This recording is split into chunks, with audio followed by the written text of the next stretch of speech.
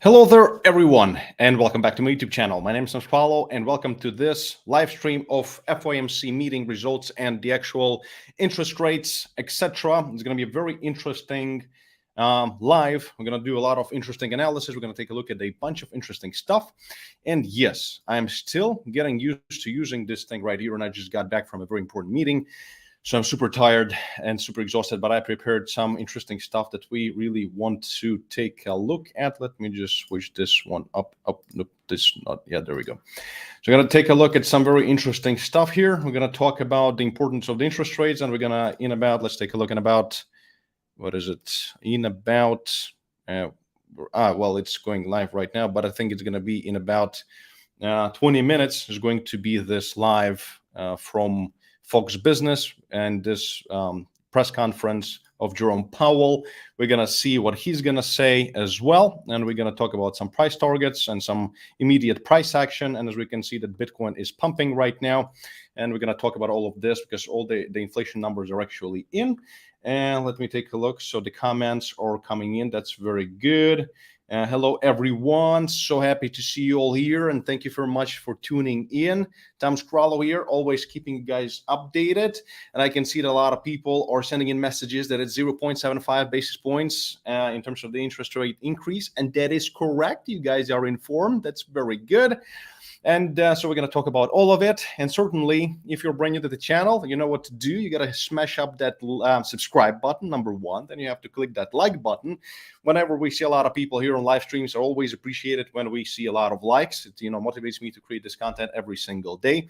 And there is also going to be a share button below this video here on YouTube that you can share this video with your friends and family members and people whom you know are trading and losing money and whom you think that should actually get educated. Send them my way. Send them the link to this video, and so that they subscribe to this YouTube channel as well. So, and without any further ado, let's just jump right into it.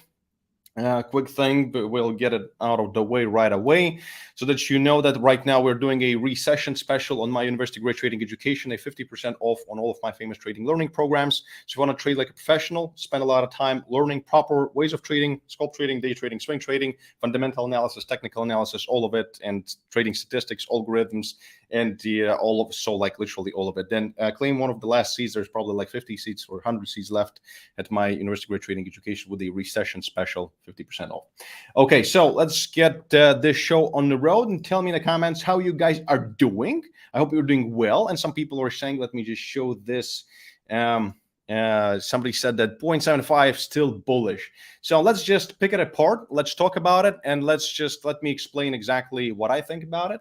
So remember, just quick TA, we are still in this wedge right here, which again, remember that usually sometimes, theoretically and technically, most of the time these actually break downward, and especially we are in a big downtrend. If you remember, hopefully you do remember, just like we've seen it right here. We saw this consolidation breakdown, potential breakdown. We're going to talk about it, and potentially it's actually going to break up, and we'll talk about all of it.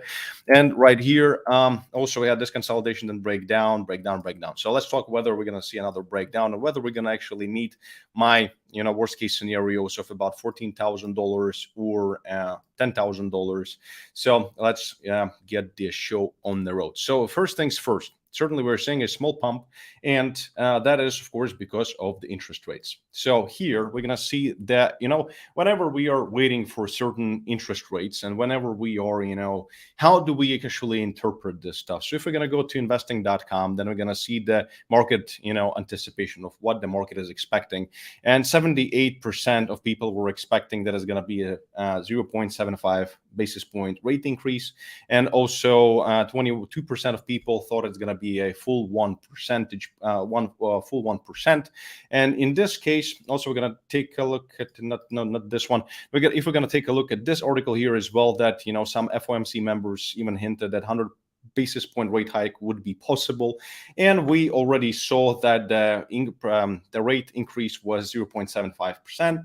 So it's very, well, I cannot say it's really bullish. It's more of a neutral, but in this kind of a macro environment, the market is taking it as more of a positive than neutral, just because, we did not see anything crazy from Jerome Powell, and nothing, happened that was unforeseen.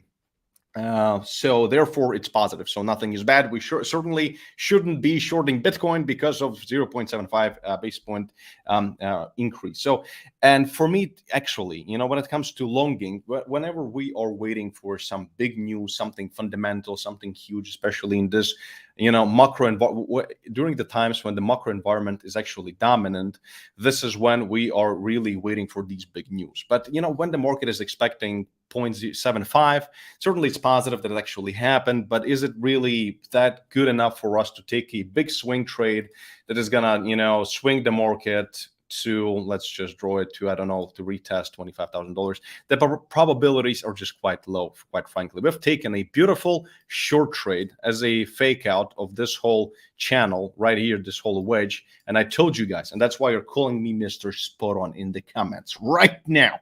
Because I told you guys that don't be listening to all the moon boys. Don't be longing the market here. It's just stupid. Yes, we're breaking out, but in the current market environment, it's just highly unlikely that we're going to continue going upward. So we've developed this kind of, let me make it a tiny bit bigger. So we've made this kind of a wedge here, and then we broke below right here with this candle. We retested it, moved down. Perfect, spot on. Trades. And as I told you in this instance, and you can watch my previous videos if you freaking don't believe me. I told you that the target, my personal target on this trade was $20,800. So tell me if I'm wrong in the comments. I told you 20,800, and look where it went. It went to 20,730 something. So pretty much spot on once again. So if you've taken your profits there, that's quite nice. But again, if you didn't take your profits and you're still writing this and you're saying what's going to happen tomorrow, because tomorrow is a big day as well. And tomorrow, so let me just find there's a bunch of crap here, and let me just make sure everything working. Yes, everything is working. So I have a bunch of crap here. Jesus, Lord Christ, where was it? Here. No, not this one. This one. No. Yes. So tomorrow is going to be July 28th. Thank you very much, Tom Scroll. Very useful information. Now, tomorrow is going to be at 8:30 a.m. the GDP number. So tomorrow potentially going to be going into a recession officially. We already know that we are in a recession.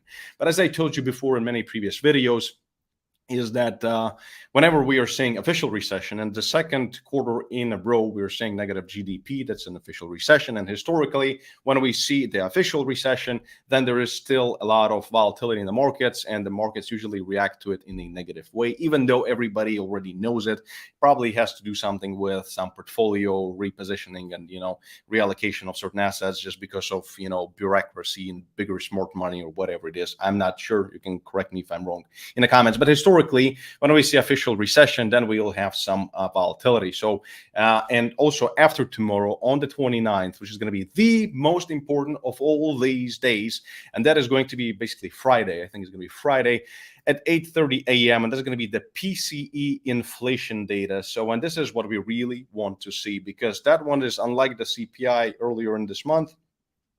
The CPI did not factor in the actual drop in the oil. So, and now the PCE will potentially factor it in, because as we know in the United States at the gas pumps, the gas prices have started to go down significantly. So that's going to affect the inflation rate.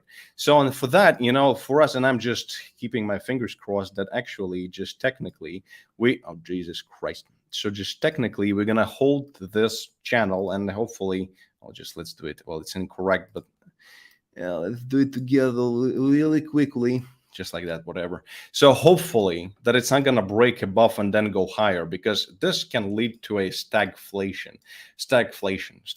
Is it stagflation? Yeah, whatever. So, and let me know in the comments right now if I should cover stagflation as a separate topic, because this is something that we could be going into. Stagflation basically is when we have terrible, huge inflation, but also we are having high interest rates.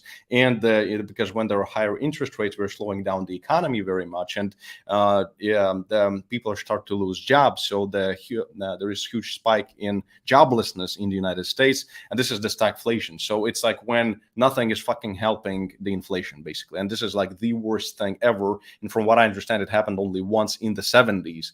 A lot of people are calling for it right now. So for that reason, I'm really hoping that the oil price is going to actually stay below, right here, below this support in this vicinity, and hopefully it's going to actually stay far lower for below $100. I am hoping that it's going to stay below $100 because because if we're going to go to the weekly chart, well, you know what? Let's go to the daily chart. Then we're going to see that we had this very important support just for a long time since 2021 or 2020. And now we've finally broken it down. But hopefully this move downward is going to continue. So if that's going to continue, then certainly the data we're going to see in the PCE on Friday is going to certainly potentially mark the peak inflation. And this is when, and let's go to Bitcoin price right now. And in 11 minutes, we're going to turn on the Jerome Powell speech. So, and this is what I'm going to be trading. So this is what I will really want to see. So if we're going to see peak inflation and hopefully some, the risks of stagflation and stagflation is actually going to alleviate in that instance. And for example, finally with some volume, the break out of this channel and break back into this channel right here, which is, as you can remember, let's go to daily chart. Now let me just move it like this. Let's just go to a weekly. I don't know. I hope that you guys can see this because this light is, in my face and it's difficult for me to see my own damn chart. So, and we've been in this channel for this wedge for a long time. And we really were hoping, by the way, that it's going to break above, but it broke below. But no, well, what can we do about it? So when we can actually break back into it and do something, and then maybe potentially start going upward as a preparation for the next halving, so to speak. Now let's take a look at this bigger chart right here. And you will know exactly what I'm talking about because this here, the purple lines, the dotted purple lines are the halving cycles. And we currently are right in the middle of our current cycle. So if we're going to dance around with the devil a little bit in this vicinity and then finally prepare for the next break, well, this is a bit too optimistic, but nonetheless, just like we are seeing it every single time, in the middle, we drop down, then we see some relief rally, consolidation, accumulation phase, and then move above. And the same thing we've had in the previous cycle. Again, in the middle, we saw the bottom right in the middle, then some consolidate. But again, we already were moving higher as soon as, we were coming closer to the halving itself. So, and the same, this cycle is no exception, again, unless we're going to see, some terrible event like stagflation. So for that reason, I'm still hopeful that if we're going to break, let's make it bigger. If we're going to see peak inflation on Friday, and we're going to, again, see some volatility tomorrow because of negative GDP and officially us going into a recession, and then break into this vicinity. And this is when I'm going to start taking long trades. So I'm going to actually flip from being bearish to being bullish just because of macro and also some technicals. And guys and girls, remember that. Let me just go here. Let me switch it up a little bit. Let me turn off this one and let me turn this one on. If you want to be trading yourself, we got to get this out of the way as well, guys and girls, that if you want to be trading yourself actively, longing or shorting Bitcoin or any other cryptocurrency, then you can look no further than Bybit or BitGet. And with BitGet, and yes, you're reading this line correctly, up to $8,000 in initial deposit bonuses that you can claim by using the link down in the description or in the pinned comment. Well, currently it's a live stream, so it's going to be down in the description. And there is also an instruction of how to claim it, all the requirements, etc. Remember, it's a bonus on top of your initial deposit. So use it for your own good. And remember that with BitGet, there is a lot of real cool copy trading that you can do. And there's going to be also, after this becomes available as a video, I'm going to link a tutorial to BitGet. You know what? Actually, I'm not going to spend time on it. I'm not going to link it as a tutorial. There's also going to be a video on my YouTube channel. You can find it. It's a full tutorial of how to use BitGet's copy trading. If you want to try it out, it's pretty cool. It still is dangerous, just like any other trading, really, but you can give it a try. And with Bybit, also a link down in the description or in the pinned comment.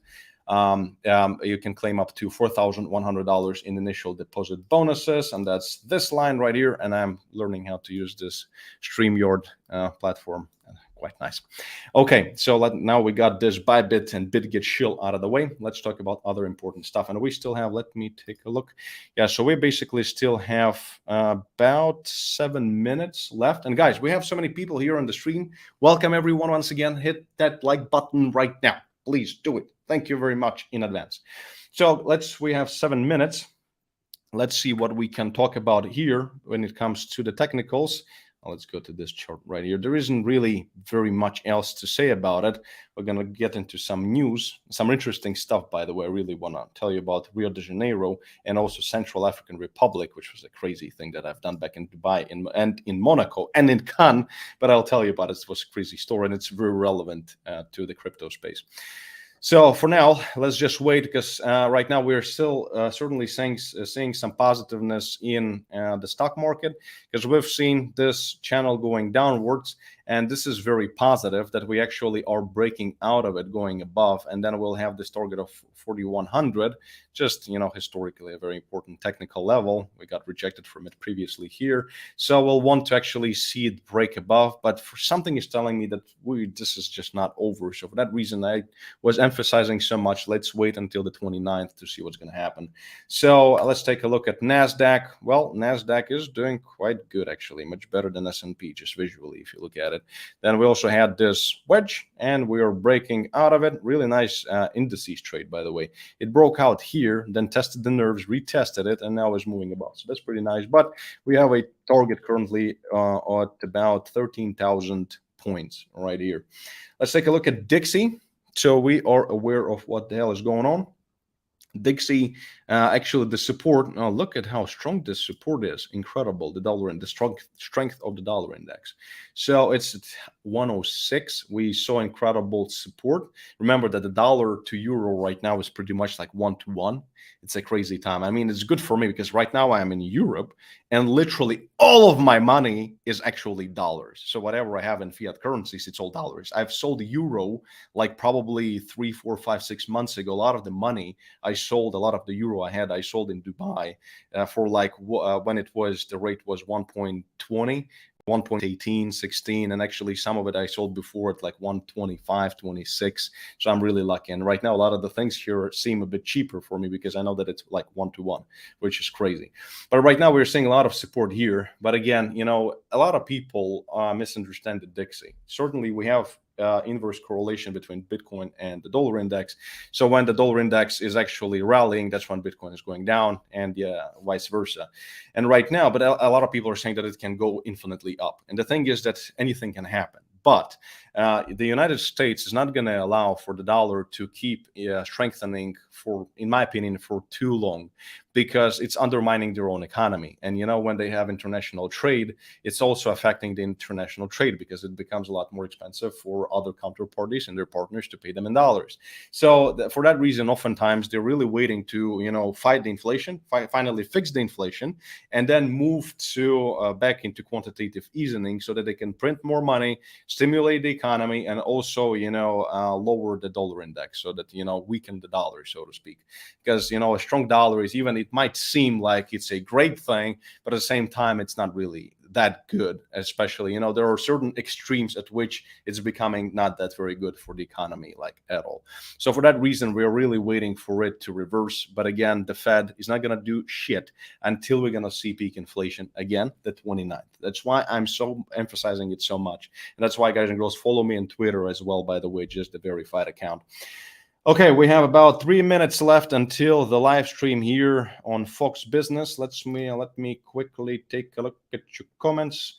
Let me turn this thing on, my favorite one, that this is not financial advice. Let's take a look at what the comments are saying here. Is it a fake pump? I guess you were not listening to what I'm saying in this video.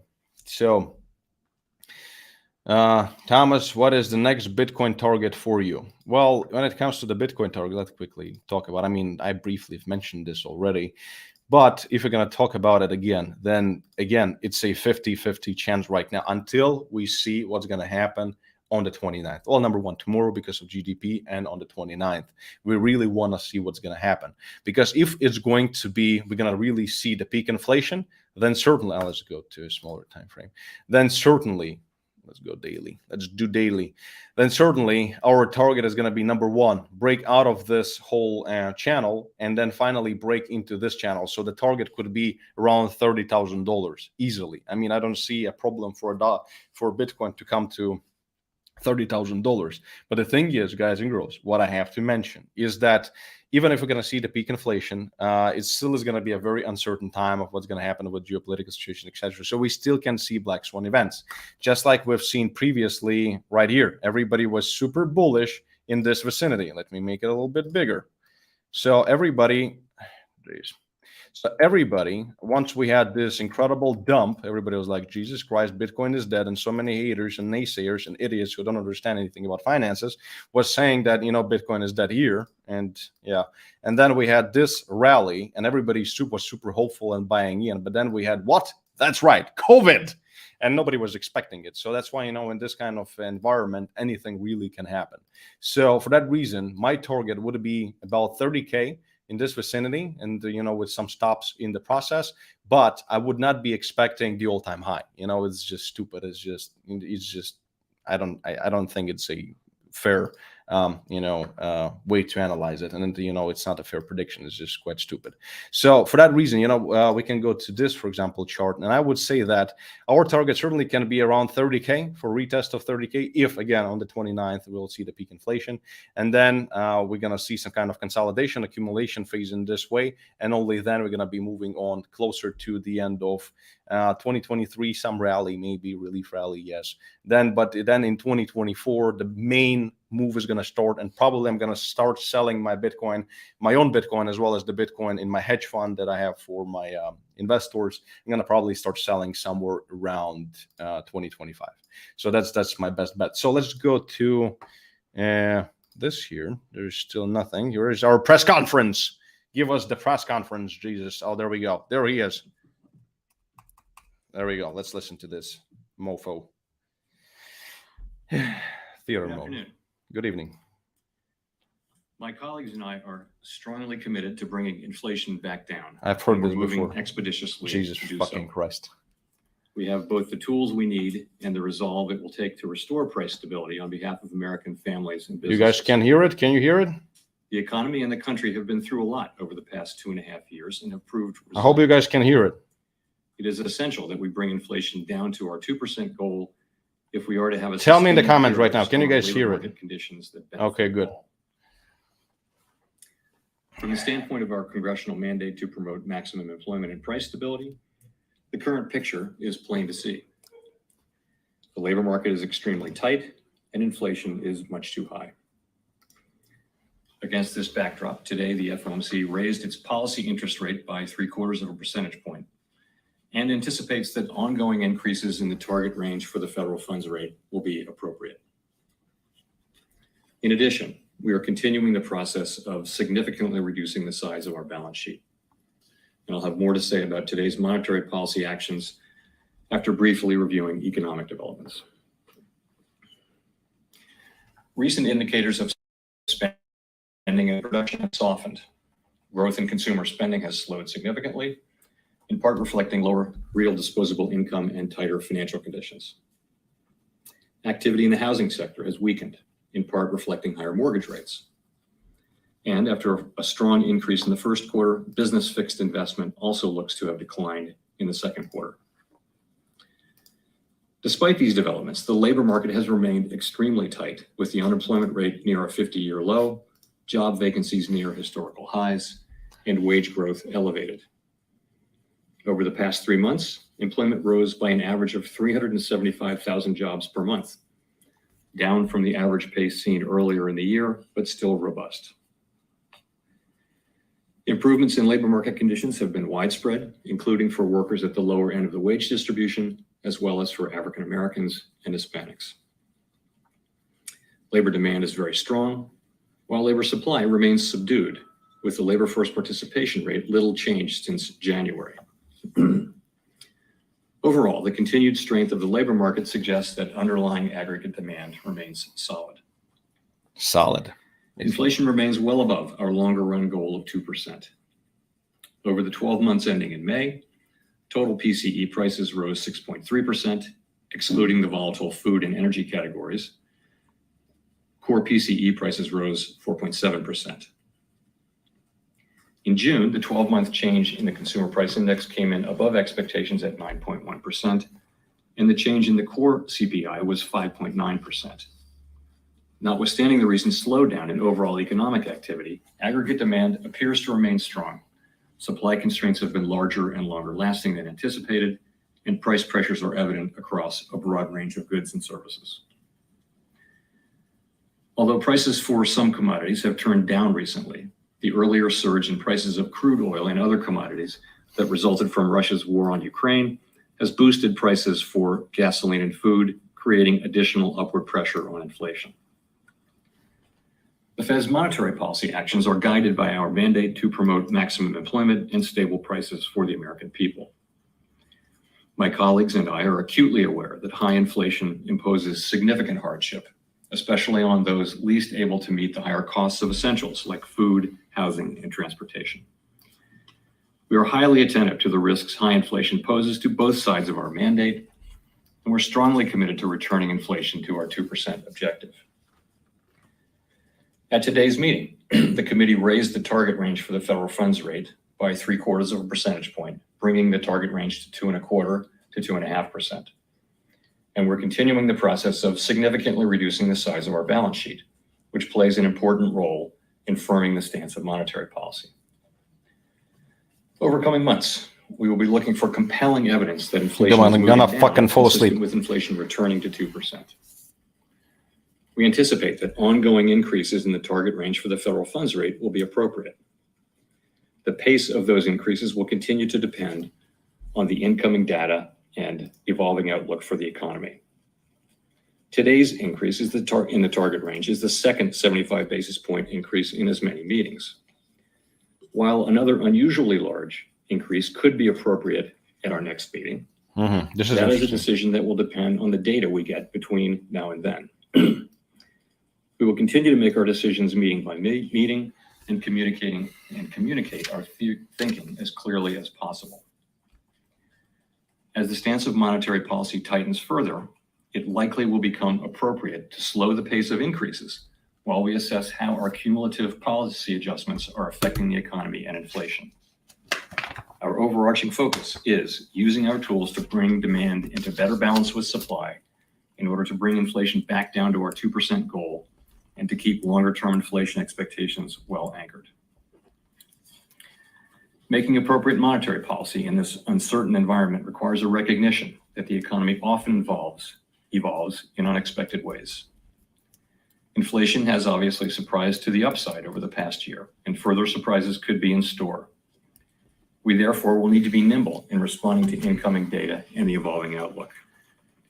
And we will strive to avoid adding uncertainty in what is already an extraordinarily challenging and uncertain time. Jesus Christ, guys, I have to pause this shit, because do you actually realize that what he started reading just now is exactly the same shit he has been reading literally at every single fucking meeting before? Well, let's continue listening to this. What if he says something of substance? Because the only thing that he's said so far is that on the next meetings, they might actually start increasing the rates even more aggressively. We'll talk about it in just a second. Let's just finish listening to this bullshit. We are highly attentive to inflation risks and determined to take the measures necessary to return inflation to our 2% longer run goal. This process is likely to involve a period of below trend economic growth and some softening in labor market conditions. But such outcomes are likely necessary to restore price stability and to set the stage for achieving maximum employment and stable prices over the longer run. To conclude, we understand that our actions affect communities, families, and businesses across the country. Everything we do is in service to our public mission. We at the Fed will do everything we can to achieve our maximum employment and price stability goals. Thank you. I look forward to your questions. Yes, goodbye. Have a good day. So let's move back to the Bitcoin price and let's quickly recap. Well, it's pumping a little bit here, which is nice to see for a change. But again, well, yeah, let's take a look at the volume. Certainly seeing a little bit of volume. That's a really nice sign. Well, again, this is the thing, you're always going to a smaller time frame. You're like, holy shit, this is a lot of volume. We're going to go to all-time high in just a second. But then you go to a 4-hour chart and you're like, damn, nah. Well, it's just like here, we had a bunch of volume, and it was on July the 7th, whatever. And then it was just like, no. So the same thing, we're not going to be even paying any goddamn bloody attention to this volume increase here is just nothing, just short term. So certainly, again, it's quite positive in general overall. So nothing really bad to say there. The only thing that he mentioned, if you guys caught it or not, is that, in response of the upcoming data, which is, again, what is going to be the upcoming data? The upcoming data is going to be this one right here on the 29th. Jesus Christ, number 29. I should probably put it on my card. 29 is going to become my favorite number. And then also not this one, so the CPI. And the CPI, the next CPI is going to come out on... where is it? So there it is, on August the 10th. So basically that's when the next CPI data is going to come out.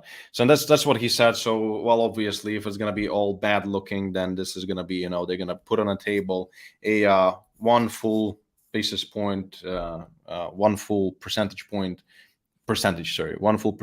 increase of the interest rate. So the market it's not really scaring the market, so it just doesn't even care. But at least we're seeing some volatility. So right now, we really want to see what's going to happen right here. Because for me, longing based on this information right now, I don't know, maybe I'm a boring trader, guys. I don't know. Tell me in the comments right now. Maybe I just don't know something. But for me, when we were seeing this kind of a channel and we were anticipating some news, either good or bad, and the only trade for me that was possible was just this bounce, and then taking a long trade from here. A lot of people call these, trying to catch a falling knife, but for me, it's bullshit. It's not. It's just trading a channel, trading a wedge, so to speak. So there's something I haven't taken myself because it was, I didn't catch it. So if you did, then really nice. I did tell you about the short trade, which was simply beautiful.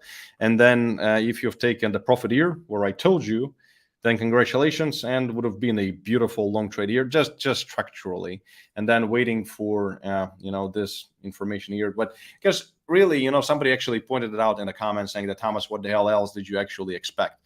And the thing that I didn't really expect anything from Jerome Powell. It's just that, he could have, number one, there could have been a smaller increase, because everybody expected 0.75. Or even some people, like 20% of people, believed in full 1% of the interest rate increase. And if it would have been 0.5 basis point, then actually it would have been very positive, right? So that's when actually this would be, strong enough. There's going to be some kind of it would have been some kind of an extreme for me to actually take a long trade on that. But again, just right here, unless you've taken it from here, this long trade, and for me, it's just too close of a proximity to, into this level, because again, we're going to probably get rejected from here, in my opinion. But certainly you have to also keep in mind the following, that if these kinds of flags, the wedges, they can't just keep working for eternity. So they actually have to break above or below at some point. So for that reason, we might get rejected, might not get rejected. But certainly, follow me, just subscribe to my free Telegram channels. There's going to be a link down in the description of this video. And whenever I take a trade, I know I don't take that many trades, but when I take them, they are usually quite good. We lose some of the trades, but again, with our proper risk and money management, we can actually have 5 losing trades in a row, and then 1 trade is going to make all the money back. So, but usually our success rate is far higher. So I will keep you guys updated, because we've been calling many shots here. It's pretty crazy. And again, call me Mr. Spawn on like right now. And leave me a like. Come on, leave me a like. Thank you. Just as like this line is reading. Subscribe and like the video, because I'm making it for you, not for me. So yeah, anyway, there was also some interesting stuff. Let me go to the chat. Market will go up or down. Up or down. I don't know. You decide if it's gonna go up or down, or maybe you just should watch my videos from the beginning until the end, and not just join a video and say, is it gonna go up or is it gonna go down? Well, that's, everybody just wants to somehow make it easy for themselves, because right now it's probably gonna go up. But the thing is that we have a lot of resistance coming in here, and also a very important resistance that is, some people don't believe in this resistance, but I believe in it. We still have, this is the 200 moving average right here in the weekly chart, and see if we're gonna make it bigger. This is this yellow line right here. We are facing huge resistance even in the weekly. Look how much the price fucking respects it, because we closed right below it. Look, the weekly candle, it's just like, as I say, it works like magic, right? And it does, in a sense. We actually closed below it, so the price didn't even close above. So we have this huge resistance here coming in as well, and we also have Wow, what is this? And then we also have, did I remove this moving average? Then we have this huge EMA ribbon that is going to be also a huge in the daily chart. See, we got rejected from it right here. So we really want to finally break out of it. There's going to be a lot of resistance, but I can tell you, I can guarantee you, if we're going to see peak inflation just after tomorrow, we can, really long the shit out of Bitcoin and at least flip bullish and start taking more long trades than short trades, because that's just my outlook, unless we're going to actually see stagflation, us entering into stagflation. But I think I'm going to cover this as a separate topic. So that's why subscribe, join my Telegram channel so you're notified when I make that upload. And we're going to talk about stagflation and what we can actually expect from it. Because in this instance, certainly, we cannot really rely on things like RSI, because if we're going to go to, where is it? If we're going to go to RSI, the weekly RSI, especially, a lot of people, give it a lot of weight. And, well, they're right in a sense that, we have this RSI, this was the bottom right here, touching basically the 30 level. Then we had this bottom during COVID, and now we're literally at the lowest point. I think, let's take a look. I think right now, yeah, it's absolutely actually the case. If we take a look at the RSI in 2014, 15, we actually are lower in terms of the RSI right now. So we're at the most oversold spot when it comes to RSI. And that's true. But at the same time, this kind of stuff works really nicely. And these models are not broken during the times of good economic situations. So when the money printer is on, we have quantitative easing, the money is being printed, it goes to high risk assets, etc. When we have the opposite, and we have the risks of stagflation, etc., and really, some extra doomsdays, then these kinds of trade models, they're broken. I mean, they're not really broken, they're just irrelevant, in my opinion. They're nice to see, and you can fall victim to them, and even I've fallen victim to these models. And that's why I bought some Bitcoin when I should not have bought some Bitcoin, but I'll just keep it forever, I guess, for the next at least few years. So yeah, and let me take a look at the chat. Oh, Jesus Christ, guys! I was talking the whole time, and this bloody thing was just my face in it. Well, I'm sorry about it. Well, what can we do? Let's make it like this. So let's quickly take a look at some interesting news that I really wanted to point out. And this one we've seen. This one we've seen. Irrelevant. Jerome Powell can go home and have a cup of tea.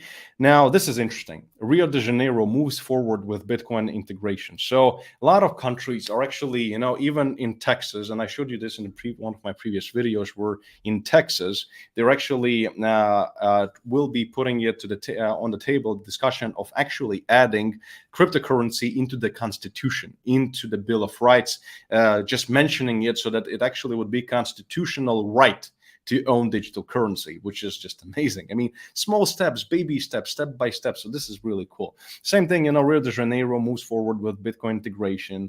Then this is also, let me move this here. Then Central African Republic, and tell me in the comments if you guys ever heard of Central African Republic, launches crypto initiative Samgo.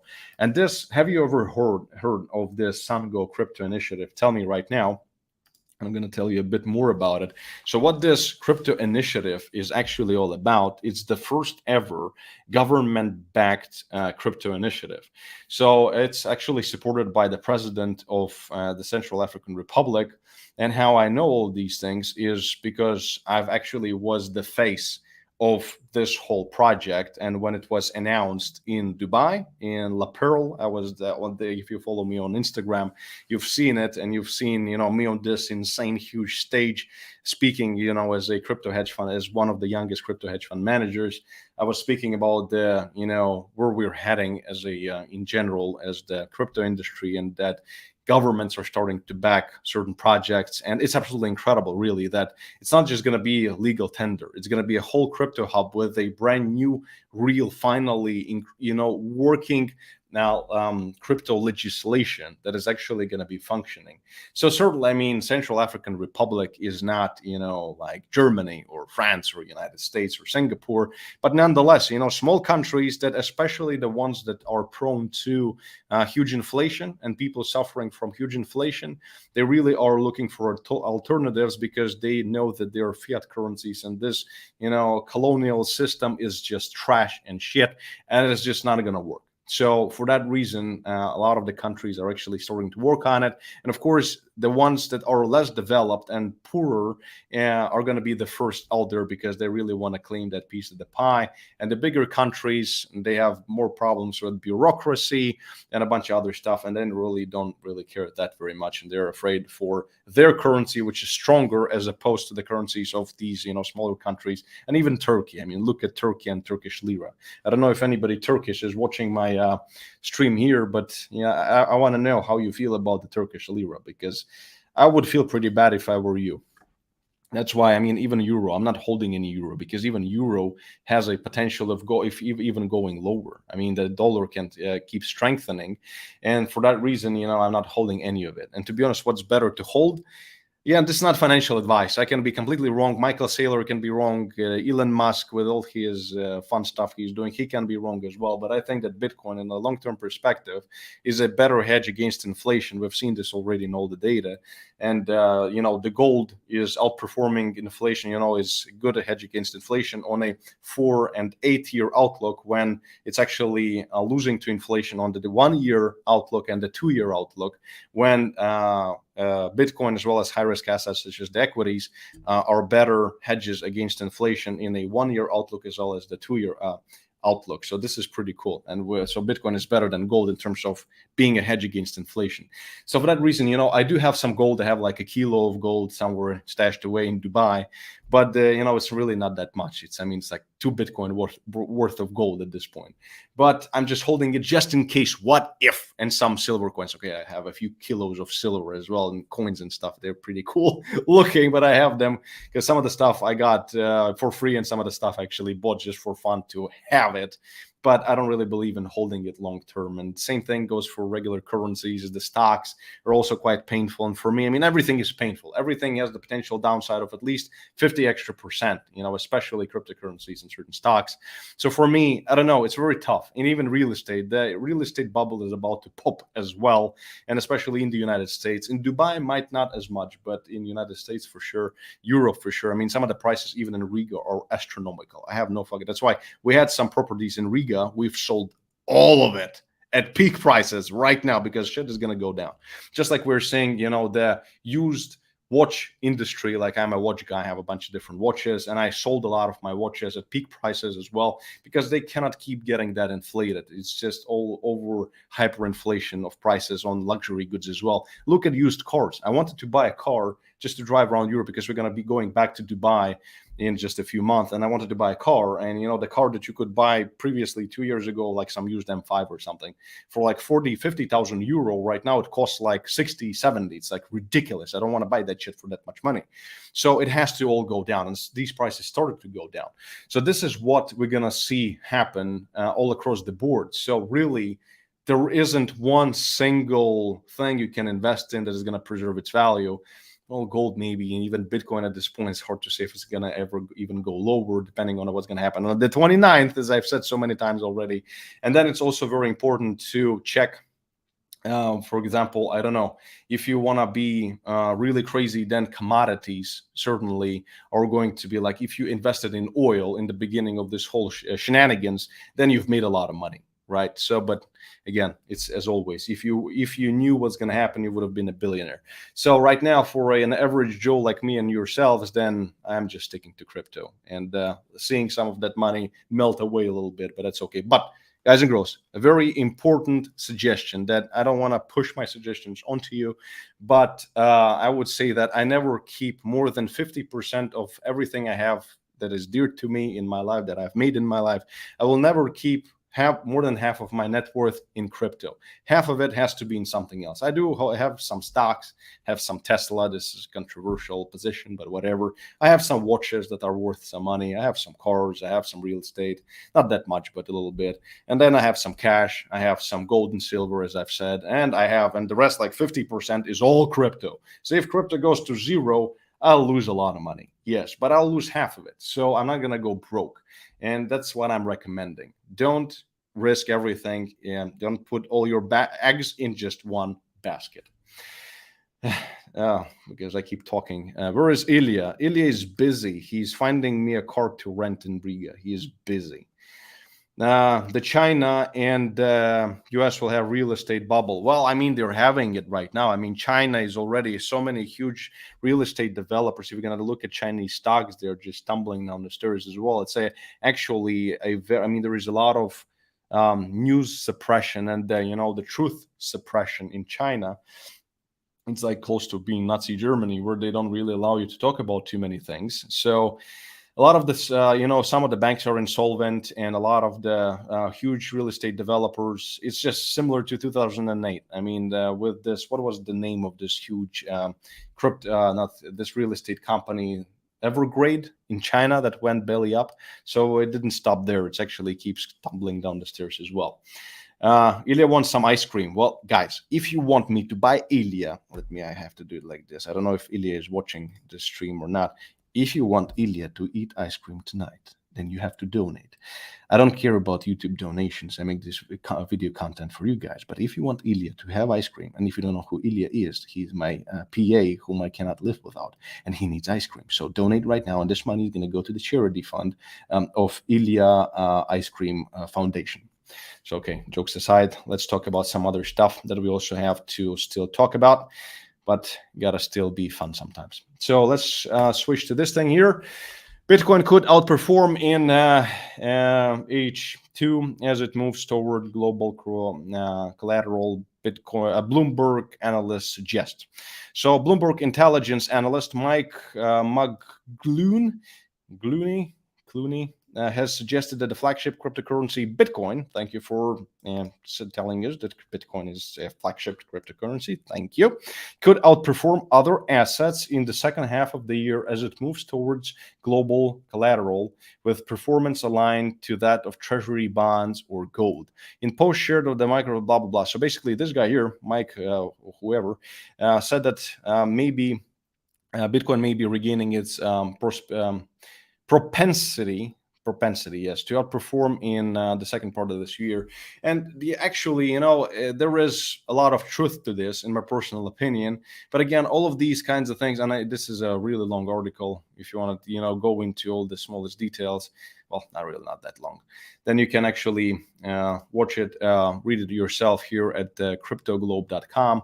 But do I really believe that Bitcoin is going to outperform other assets? Well, number one, Bitcoin is already outperforming gold in from a certain perspective.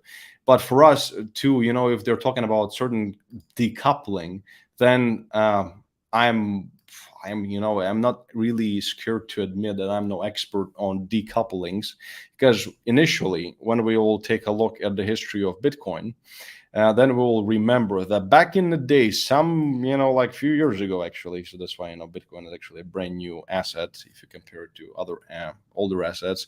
Then we'll see that Bitcoin really was uncorrelated. So it was moving on its own. And now, as we're seeing more and more adoption and more regulation coming in and smart money buying into it, hedge funds, etc., and Wall Street, we are seeing huge correlation with S&P 500 and especially Nasdaq. So for us to actually finally lose correlation and start really, really outperforming other assets like it used to, we need some kind of a big event. Potentially, it could be something, like the Bitcoin spot ETF, which was again rejected, and Grayscale are going to be suing SEC based on that, because they believe that it's an illegal attempt to suppress the Bitcoin price. Whatever, actually, it's partially true. So we really need to see some kind of a very big catalyst event. And there also is, this is very difficult for me to put into simple sentence. What I believe in is that it has to also for Bitcoin, like if we're talking about the scenario where Bitcoin just explodes and everything else goes down, this is, a shift in mentality has to happen in the world. So therefore, there has to be some kind of a white swan event for cryptocurrencies where it's actually physically proven to the masses as well as the smart money that it actually is the future. So, well, wherever you want to make of this statement, but this is basically in simple layman terms how I understand the potential decoupling of Bitcoin from the current high-risk assets. Now, this is also a very interesting piece of news that Cathie Wood, ARK Invest, offloaded 1.4 million Coinbase shares as coin prices falls. Well, as you might remember, that Coinbase is now being investigated by SEC and also Exchange Commission. And by the way, do you like Cathie Wood? I don't know. I have mixed feelings about her. Just like Elon Musk. But Elon Musk actually he's quite cool. Even though some people probably lost some money because of him. So, and in this instance, Coinbase is taking just a crap. I mean, it's just so sad to look at. It's just like, I don't know, just like Netflix. Coinbase Global Incorporated. Let's take a look at what it looks like. Okay. Can we take a look at something else? But no, Nasdaq. Why does it look at this? Okay, well, whatever. Let's take a look at the share price drop, 90%. So in relation to this, where are we at right now? We are at 57. So basically, we went from $40 all the way back to 80. Well, who could have timed that bottom? Good job. And now we're at about 58. So they keep tumbling down the stairs. I don't know, with the Coinbase. I mean, when I'm seeing this kind of an article, I know that they bought. Does anybody know at which price did Cathie Wood actually buy into Coinbase? Because I didn't keep any track of it. Because when I'm seeing these kinds of news, it always amuses me that it's such a big surprise. I mean, with everything that's happening in Coinbase, even though it's weird to see such huge companies going insolvent and having so many problems, but at the same time, it's quite evident that, and it's surprising to me that they are selling them only now. But okay. Cathie Wood said that Litecoin is gonna that will rock like crazy. So here, let me show this comment, guys. If you want my honest opinion, and I don't know, maybe YouTube is gonna ban me for this shit, because I have so many different opinions. This light is so bright, Jesus, that I have certain opinions on stuff like. And, if somebody from my marketing team is going to be watching this, they're going to start sending me messages saying, Thomas, shut up, because you're going to get banned on YouTube. Because I have certain opinions about things like 9/11 and about, COVID and, this Wuhan bad shit virus, and which is just stupid. But people bought it. People were like, oh, yes, it was a virus created by a bat. So the same thing, which came from a bat. The same thing is Wall Street, and Cathie Wood and ARK Invest. What do they do? Because I'm a hedge fund manager. I do have my own hedge fund. Of course, it's not nearly as big as any one of those, Wall Street tycoons and blah, blah, whatever. At some point, it's going to be, mark my words. But right now, it's not. So, but I'm actually getting into this business. I'm understanding how it works, how capital allocation works, how they're actually doing this operational work on the inside. And it's also very funny to know, this is some kind of information that is not really freely available on the internet. And there is, how do hedge funds actually function? And you'll always think that, if it's a hedge fund, if you have at least if you're small, you have $100 million under management, and you're just sitting there, you're trading, you're finding those best investment opportunities. The answer is no. In reality, I mean, guys, 90% of the time when it comes to the operations and what we're doing in my hedge fund, we are fighting with SEC. I mean, my hedge fund, Crollo Capital, is actually SEC registered. And it's like, Jesus Christ, opening an account takes like half a year. If you want to do something, if you want to change something in a memorandum, it's like, good luck. SEC looks at you like you're a piece of crap. So 90% of the time, and I'm going to get to the point in just a second, I promise. So when you're actually trying to manage somebody's funds, and you imagine that it's going to be exciting, you're going to be managing funds, you're going to be doing raising capital, which is terribly difficult in the bear market, by the way. I've had a really terrible time doing it, but it worked out quite okay. So I didn't get for what I wanted, but we still got some money, so that's good. So anyway, and we were thinking you're going to be trading, it's going to be exciting, but at the end of the day, you end up writing papers, working with regulators, working with some staff, working with potential projects, and then 10% of the time is going to be capital allocation, actual analysis work, and it's going to be exciting. 90% of the time, it's stupid bullshit. So, and the same thing, ARK Invest. And what do they actually do? And now I'm getting to the point, and hopefully it's not gonna, the algorithm is not gonna be banning me. These people in big hedge funds, they don't give a shit about you, about their investors, about what is going to happen to your money tomorrow. They don't care. Zero. Like me, when people bring me money, and again, because my investors in my hedge fund are bigger people, it's all limited to 100 investors. So my minimum check is $50,000. So it's like, and usually we don't take less than $500,000 from one individual or a company because we don't want to be dealing with KYC rubbish endlessly for just $50,000. But anyway, and what usually we do, we want to be an honest hedge fund, and it's going to hurt our performance, but we want to be an honest one. So what does it mean to be honest? We are trying to, let's go to this chart right here, and let's take a look back at Bitcoin. And for example, what we want to, and hello, I hope that you guys can still hear me, because my chart is not working. Okay, well, let's give it a second. I hope that everything is okay with my internet, because it's gonna suck otherwise. Guys, can you hear me? Hello. Okay, well, it's, why is it so slow? There's something with my internet again? Because in Latvia, actually, Latvian internet is always, it's actually supposed to be the best internet in the world, and it actually is quite good. Well, what? We can hear you. Okay, yes, but it's lagging. Well, I'm sorry about this, guys. I guess it's just my internet playing around with me. It's not very good. So, okay, let's get back to the topic. Since it's still working and I still have the batteries, okay, let's keep going. So in this instance, for example, is it gonna work? Let me flip to this one, and we are in the weekly chart. So let's say us as an honest, what does it mean to be an honest hedge fund? An honest hedge fund, we were calculating the potential risks, the potential downside. We're trying to time the market bottom. We do dollar cost averaging. We report to our investors, with the potential downside, with our projections, reports, blah, blah, blah. And we are raising capital. For example, before we are deploying capital, so meaning we are putting money into the market, we are actually, trying to just statistically calculate where could be that good time to start buying in. And so, for example, if we take a look at just previous cycle, just as a brief example. So, for example, we started buying in this vicinity, thinking this is the accumulation phase. Then we dropped lower. We bought some more, and then it started moving upward. And then maybe we bought some more here, and then basically it moves off. And then we're distributing in this vicinity when we're saying that the market is overheated. So, what us as a honest hedge fund, which doesn't exist on Wall Street anymore these days, what we do is we buy here, we sell here, we distribute, and that's it. We don't accept money here in this vicinity. We don't take money from our investors. Let me just move it aside to the side here. So we don't take the money from our investors and put it in at peak prices, because it's just a terrible financial fucking advice. It's bad. What kind of a hedge fund are you when somebody comes to you, with $1 million, and they're like, Thomas, I want to put $1 million into Crollo Capital, and could you please manage this money for me in the world of crypto? Because, for example, our hedge fund is just crypto.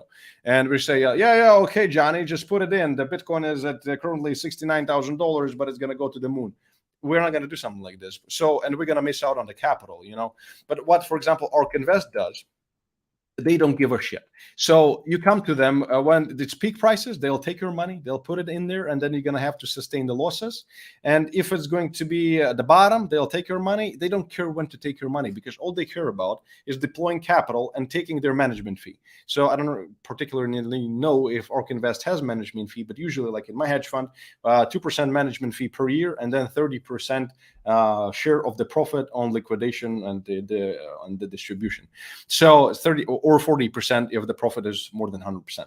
So, and that's what usually standard procedure. So we usually get, regardless of what happens, us as a hedge fund. So Bitcoin can go down to zero, but I will still get the 2% of that zero, so to speak, per year. And oftentimes, one hedge fund is managing $10 billion. Even 2% is already a shit ton of money. What is it? It's like $200 million. Correct me if I'm wrong in the comments. And that's what they do. That's how they make a lot of the money. And then if it works out and they've timed the market, then beautiful. And they will still take money from people at the peak prices and just basically screwing their investors, and they should go to prison for it. And this is what they do. They don't give a shit about their investors. They care about themselves only. And this is how Wall Street works. And this is the reason why we are seeing such bad things like mass liquidations and mass depegging of crap and, cascading liquidations, the same thing as 3 Arrow Capital and Vanguard, etc. When we have uncollateralized loans of millions and hundreds of millions of dollars, what else do we expect? So that's why, reading these kinds of articles, and especially from someone who doesn't give a shit about her investors. I mean, I like Cathie Wood. She's a good businesswoman and she's rich, beautiful. Bravo, you've made it. And I love you for it. I envy her. She's made hundreds of millions of dollars for herself. That's fine. But she screwed a lot of people in the process. And that's just unfortunate. She could have made a little bit less money, just like my business model and my hedge fund.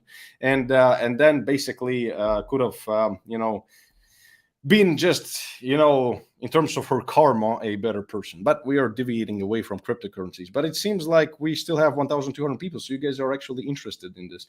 So how will the GDP, and this is a good question. So how will the GDP announcement affect crypto? Well, the GDP announcement itself, as I've said in the beginning of this live stream, whenever we see a GDP announcement and it's negative and we're in an official recession, this official recession news oftentimes makes people scared, and it's just also in a short-term perspective, it brings volatility and usually potential downside. So that's just how it is, and that's just how it works. That's why it's going to affect crypto as well, because it's so highly correlated with other high-risk assets. So yeah, well, anyway, let me go to, because I think I've covered everything I wanted. And remember, guys and girls, if you want to support the channel, then number one, you can always join my university grade trading education, 5 months long learning program, and there is currently selling at 50% discount. And certainly you can join BitGet for $8,000 sign up bonus, or Bybit $4,100 sign up bonus. All the links down in the description. And once this video is going to become available as a recording, then also in the pinned comment. And again, you get a bonus, I get a bonus. We all are happy. So enjoy those bonuses. And let's get to some questions. I'll take a few questions, and then I think we're going to cut it to the chase. Remember, tomorrow GDP announcement, and the 29th, 8:30 a.m. Eastern time is going to be PCE. If we have peak inflation, we go up and we start longing the crap out of Bitcoin. And certainly I'm going to keep you updated, so join my free Telegram channel. And I don't know, how can I speak so fast, and I don't even prepare for these, and I just keep talking and talking. I don't know, guys. And some people think I'm doing some of this stuff, but I'm not. It's just that I love to talk to you guys. White House, what is this? What is some? Let's take some interesting questions. Well, this is not a question, but still, thank you, Amor. Thank you so much for the compliment, and I hope that you've liked this live stream while at it. Well, what can I answer this guy? I mean, so maybe somebody can help him. I don't know, maybe he can use actually a button to move the video position and watch the actual live stream. Okay, so if there's, I'm wondering, there's a lot of comments here, but I'm not seeing any interesting. What is this? What does this comment mean? Close dome tabs. Dome tabs? What is the dome tab? Well, actually, all these tabs that I have, they're all very relevant. Each single one is very important. And my usual everyday business window actually has probably 30-40% more of the tabs, well, for my companies and all the passive cash flow that I have and all the entrepreneurial things that I'm doing. So that's even not that very much, if that's what you meant. Okay, so close some tabs. Why should I close tabs if each single tab I'm actually using? Okay, if there is no constructive comments except for close your tabs, man, there's too many tabs, then in that instance, I think that it's time to call it a day. Thank you very much for joining in. Peace and love, Thomas Crowell. Love each single one of you. Stay smart, stay rich, subscribe, like the video, and join my free Telegram channel, as I've said 10 times before. I'll see you in the next video. Bye, guys and girls, and bye-bye.